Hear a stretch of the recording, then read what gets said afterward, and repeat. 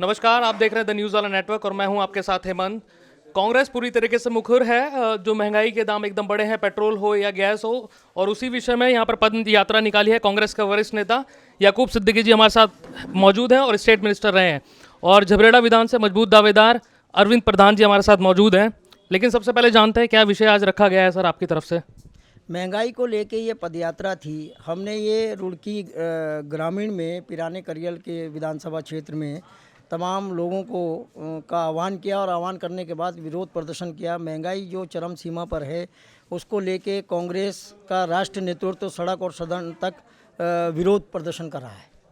अच्छा, कहना है कि आप विधानसभाओं को टारगेट कर रहे हैं, एक्चुअल मुद्दों से शायद आप लोग भी भटक रहे हैं। एक्चुअल मुद्दों से कहना है ऐसा लोगों का है कि एक्चुअल मुद्दों पे आप लोग भी बातचीत नहीं कर रहे हैं, विधानसभा को सिर्फ टारगेट कर रहे हैं 2022 के चुनाव को देखते हुए। जनता के ऊपर जो महंगाई की मार पड़ी है, आप ये बताइए इससे बड़ा और मुद्दा क्या हो सकता है देश के अंदर। आज बेरोज़गार परेशान है, आज देश का किसान परेशान है, आज देश का आम जनमानस परेशान है। अब अगर इन तमाम बातों को कांग्रेस सड़क और सदन पर उठा रही है तो मैं नहीं समझता कि उसको दूसरे चश्मे से देखना चाहिए। उसे इस चश्मे से देखना चाहिए कि आवाम की आवाज़ हमेशा कांग्रेस ने रखी है और वो ये रखने का काम कर रही है। अच्छा, आप सदन में भी उठा रहे हैं, लेकिन आप क्या दिक्कत मानते हैं, क्योंकि आप भी सत्ता में रहे हैं। कल की जो कीमत थी कच्चे तेल की $63 प्रति बैरल थी, लेकिन उसके बाद भी महंगाई है। तो किस तरीके से महंगाई कम होगी, क्योंकि आप भी सत्ता में रहे हैं। आज जो कच्चे तेल की कीमत है 25 रुपये कच्चे तेल की कीमत है और आज तेल बिक रहा है 100 रुपये। जब हमारे पास 65-70 रुपये होती थी तब हम तेल देते थे 62 रुपये 65 रुपये।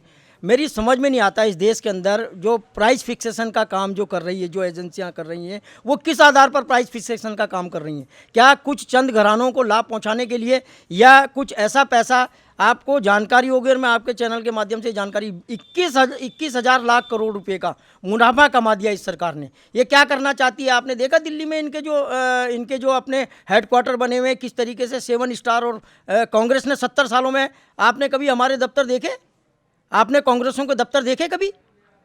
आज जो हमारे जिला मुख्यालयों के दफ्तर हैं उनमें टीन पड़ी है, और आज भारतीय जनता पार्टी के अगर आप दफ्तर देखेंगे तो ये 7 स्टार फैसिलिटी के दफ्तर हैं।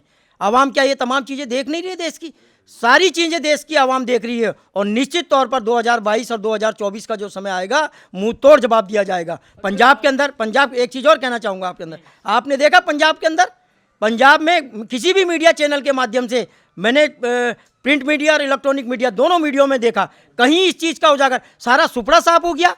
एक भी सीट भारतीय जनता पार्टी और आपको नहीं दी गई। नहीं, आपकी कुछ सीटें शायद मिली है वहाँ पे, नगर निकाय जो चुनाव हुए हैं। एक आध सीट को आप, मैं देख, एक आध जगह अगर एक आध सीट, 1-2 सीटें अगर एक आध जगह आप लेके आ गए हों तो वो कोई सीटें गिनाई नहीं जाती।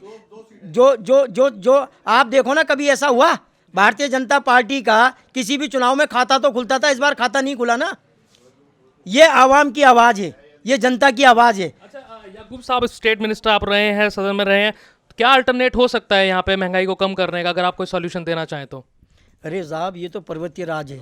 इस पर्वतीय राज में प्राकृतिक आपदा, हमारे पास पानी का भंडार है, हमारे पास वनों का भंडार है, हमारे पास औषधियों का भंडार है। इसका दोहन करना तो कोई सीखे। इनके पास कोई विजन तो है नहीं, ये विजन लेस पार्टी है।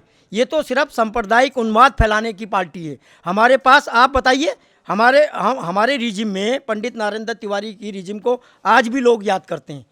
हमारा जो बोगना जी का रिजिम रहा, हरीश रावत जी का रिजिम रहा, उसको भी लोग याद करते हैं। लेकिन कहीं ना कहीं विपक्ष की भूमिका निभाने में शायद कांग्रेस शायद फेल हो रही है। अब आप ये बताइए, हम सड़कों पर हैं, हम सदन के अंदर हैं, हम इनका जितना हो सकता है जनता के जो ज्वलंत मुद्दे हैं उनको लेके हम जनता के बीच में हैं। अब आप हमसे क्या अपेक्षा करते हैं? हमारा जो काम है उसको हम बखूबी निभा रहे हैं, इससे ज़्यादा आप हमसे क्या उम्मीद करते हैं? चलिए, डेमोक्रेटिक सिस्टम, विपक्ष की भूमिका बहुत जरूरी है। हमारे साथ राजेंद्र चौधरी जी हैं, एक कमेंट उनसे भी लेंगे।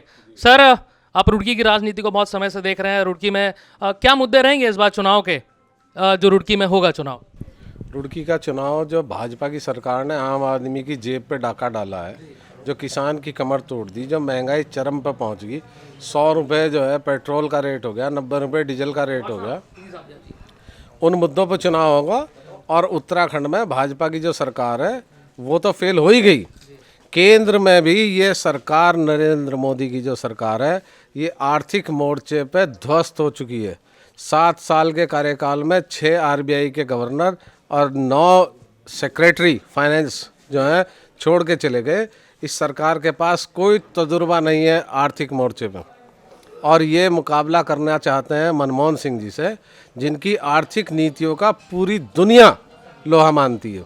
आज देश की जीडीपी -23 है और उसमें भी सबसे बड़ा योगदान कृषि का है। इन्होंने कृषि क्षेत्र को ही क्रश करने के लिए ये 3 काले कानून ले आए। आप देखिए पिछले दिनों किसानों की फसलें आधे दाम पे लुटी हैं। जिस देश में 63% लोग खेती और किसानी से जुड़े हों, उस देश के 100% किसान में से मात्र 6% को अपनी फसल का उचित दाम मिलता हो, वो सरकार को आप कितना नंबर देंगे? क्या उसे सफल सरकार मानेंगे? जिस सरकार के घर के बाहर 100 दिन होने जा रहे हैं किसान धरने पे बैठा है, और वो सरकार 11 बार की तारीख लगाने के बाद भी किसी मुद्दे को हल नहीं कर सकी, उस सरकार का तो मुंह ही नहीं है जनता के बीच में जाने का। मैं एक सवाल आपसे ले लेता हूँ, क्या मेजोरिटी फॉर्म ऑफ गवर्नमेंट जो डेमोक्रेटिक सिस्टम होती है, तो क्या डेमोक्रेटिक सिस्टम में मेजोरिटी फॉर्म ऑफ गवर्नमेंट क्या ठीक है? क्योंकि कांग्रेस भी सत्ता में रही है मेजोरिटी में, क्या आप मानते हैं इसको ठीक? मैं बताऊंगा, इनके तो 303 सांसद हैं, कांग्रेस के पास तो 425 सांसद रहे 1984-85 में।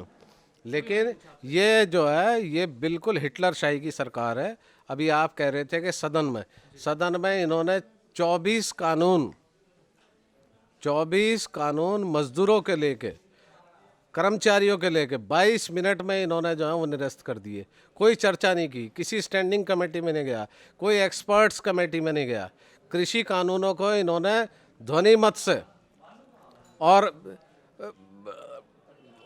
बहुमत के आधार पर मात्र आधे घंटे में पास कर दिया। कोई स्टैंडिंग कमेटी में कृषि बिल नहीं गया, कृषि एक्सपर्ट्स का कोई कमेंट नहीं आया, कहीं चर्चा नहीं की गई, किसी से सुझाव नहीं मांगे।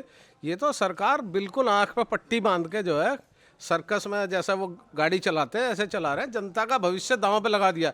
इस देश में 40% जो लोग कामगार थे वो बेरोजगार हो गए कोरोना काल में, सरकार उस पर ध्यान नहीं दे रही है। चेयरमैन की मुझे लगता है जिम्मेदारी होनी चाहिए थी जब सदन में बिल पास हो रहे थे। एक कमेंट उनसे भी ले लेते हैं, क्योंकि खानपुर से बड़ा चेहरा है, विधानसभा की उम्मीदवारी शायद इनकी हो सकती है। एक कमेंट हम लेंगे सर, सड़क को लेके आपके यहाँ बहुत राजनीति अभी मुखर है, जो लक्सर रोड है उस पर क्या कार्रवाई चल रही है अभी?